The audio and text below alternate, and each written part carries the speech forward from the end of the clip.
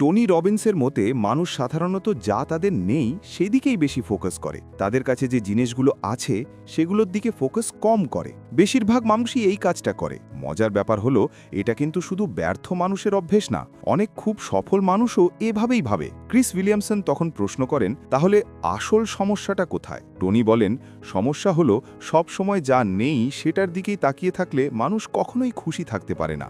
মনে হয় যেন জীবনে সব সময় কিছু একটা কম আছে।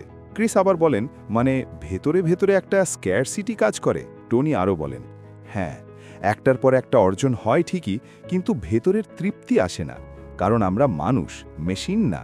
তিনি আরও বলেন, মন আসলে একটা টুল। আপনি যদি মনকে ব্যবহার না করেন, মনই আপনাকে ব্যবহার করবে। কোভিডের সময় মানুষ অনেক কিছু হারিয়েছিল, তাই সবাই আরও বেশি করে ভাবছিল আমার কি নেই। আর সেই ভাবনাটা শেষ পর্যন্ত একটাই জিনিস দেয়, কষ্ট।